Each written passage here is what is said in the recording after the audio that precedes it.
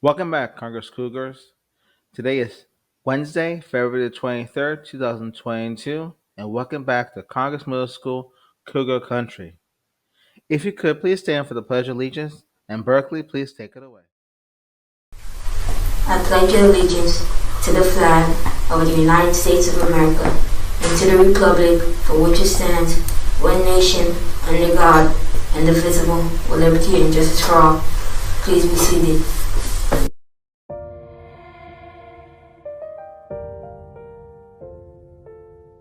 I wanna see you stand. I wanna feel you beat proud. I wanna hear you beating heart. Live out loud. Stand up now. If you feel proud, stand up now. Live out loud. Dear staff, please fill out the flip grid for Stanley Davis's family, found in the link for Cougar TV show, which is daily sent by Miss O'Connor. Again, staff, please fill out the flip grid for Stanley Davis family, found in the link for Cougar TV show. Thank you. Cougar Country, here is some family news. Congress Middle School would like to welcome the following new Cougar staff: James Moulton, media clerk, and Ashley Campbell, paraprofessional. And we'd also like to congratulate Miss Indy on her promotion to head custodians at Carver Middle School. Her last day was January 28, 2022. Congratulations to all. Congress Middle School's Black History program and a tribute to Stanley Davis will air live during Period 5 and Period 6 on February 28th, 2022. That's next Monday. Faculty and staff are asked to wear red, black, and white.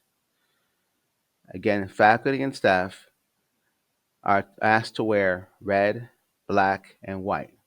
Students will come dressed in the same colors, abiding by school dress code. This coming Thursday, we have student council volleyball team versus the staff, a teachers versus student game. Carnes Middle School Student Council presents the student versus staff volleyball game coming come after school on Thursday, February 24th. Come see your undefeated Lady Cougars with some special guests. Go against some of your favorite teachers and faculty members in an intense game. Mask and social distances will be implemented. Ticket prices for are $5. Only 50 students will be able to attend who show exemplary behavior. Students will not be permitted to take the activity bus and must provide their own transportation home. Teachers and staff, if you'd like to play or volunteer, please see Mr. Downer or Miss Pony. On Wednesday, February 23rd, we asked all staff and students to wear pink in celebration of kindness and being helpful to others. So we are all asking you all to wear pink. You have to get ready to all wear different colors for this week and next week. Today we have a Let's Talk About It episode with Miss Lee and her family. Please enjoy part one.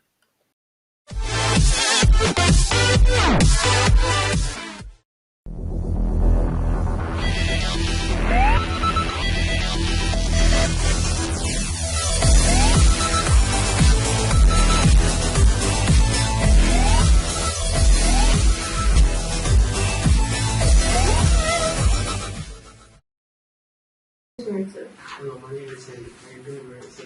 How's your shoe collection? It's good. I got a very slow. What color is it? Black. Well, you all, we here at Cougar TV would like to invite our assistant principal, Miss Lee, back to Cougar TV. Now you have become a permanent official here at Congress. How was your experience? Well, my experiences so far have been great. I enjoy being around the kids, and I enjoy, the atmosphere here at Congress. So overall, it's been a great experience. Now, let's look at the previous recording. This is my 8th year being an assistant principal at a middle school, but I also served as an assistant principal in an elementary school for 2 years. So 10 years of being an assistant principal. Is being an assistant principal easy? As in any job, you have good days and bad days. So some days it's easy, some days it's not, but I work through it all. And being with kids makes it, you know, on those days when it's not easy, you know, seeing kids smile and having those interactions with students, that's what makes it worthwhile. What's your favorite part of being an assistant principal? I believe the best part is when we get to reward students for doing the right thing. You know, the honor roll assemblies, the parties for things that kids do, you know, celebrate their achievements, not only academically, behaviorally, but then also like field day and all the fun stuff that you get to do with kids. And you can be silly and those things. That's the best part. Do you see yourself as a woman leader or a leader? I'm a leader, but I'm a woman. But I believe that when you're a leader, you lead all people. I do believe that as a woman, I have a much more bigger responsibility to lead and be an example for young girls. However, I can still be an example for young men as well. So being a leader takes on different aspects in education because you have the students and then you also have the teachers that you are leading. And sometimes those teachers are men and women. So it's kind of both. Back at the video, what would you tell your younger self in time this time? My younger self, I don't even know. You know, some days I think about changing a career. My younger self, I probably would say, go into medicine or go into another field. But then at the end of the day, I do enjoy what I do. So where I am now is where I'm supposed to be. So that's kind of how I look at it. Now, can you tell us about your grandfather, the great Reverend Randall Emily? My grandfather moved here in 1942 from Daytona Beach, Florida. It's a long time ago for you guys.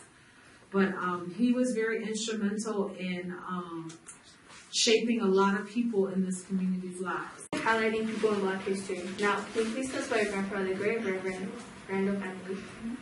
So my grandfather moved to the city of Boynton Beach in 1942 as a minister at St. John Missionary Baptist Church, which is one of the oldest churches here in Boynton. And during his time here in Boynton, he helped a lot of people in the community. He was an activist speaking about, you know, racial injustice in school. And during that time, you know, the African American community, kids in the community were bussed out to different other schools. And we never really had our own schools in our community because the kids were always sent to other schools. So he was a big advocate for equality in education and wanting to create neighborhood schools. And then, of course, in the Christian community, as a leader in the church, you know, he did a lot of education in terms of Christian education, teaching others about the Bible and Christ. And so he was a big proponent of that. And he also started a organization for Christian education in the southeastern region of Florida. So he was very big on education and making sure that everybody had equal access to education. How was it growing in our community, oldest Baptist church? As a child, I think you get used to having to go to church because that's what you're supposed to do. But it was very fun for us in learning about, you know, how we're supposed to live, you know, as Christians and participating in, you know, that was the first place that I learned how to speak in front of people was in the church as a child. You know, we had speeches and plays that we performed in and we sang in the choir. So those were opportunities that provided me with the skill set that I have now, that I'm able to stand in front of people and talk and actually be here with you guys, because I learned it as a child to not be afraid to speak and learn my part in front of, you know, a crowd of 100 to 200 people. Why do you feel it is important for our young Cougars to seek out father figures like your grandfather? Most importantly, older people have information, their lives, they've lived. So it's always important to seek out people who have lived what you are experiencing now, and for them to be able to share their knowledge with you so that, you know, they know some of the things that you're going to be faced with, and they can share that with you to help you not make the mistakes that either they made or they've seen other people your age make. So that's important. And, you know, when you're in a home where you don't have a father, it's always good to have someone in the community that could be your father figure that could teach you things that, if you don't have a father, they could teach you. What motivated your grandfather to run for the school board? He was one of the first African Americans in this community to run for school board. And he did so because he wanted African Americans to have a voice on the school board. There was a lot of issues that were impacting the African American community that he felt that there was no voice on the school board that was addressing those issues specifically, tailored to African Americans. So that was the reason why he decided to do that. How did he help the community get born and beach? Hi. Again, remember I talked about how the students have always been bused from the city of Boynton to other schools, and that makes it difficult to do community support. So he was a big advocate for making sure, going to the school board meetings, speaking up, saying Boynton needs his own school, and I think it was in 2000. I think Boynton High opened, but it was a place, they created that and changed boundaries so that all the kids who lived in Boynton could attend Boynton High.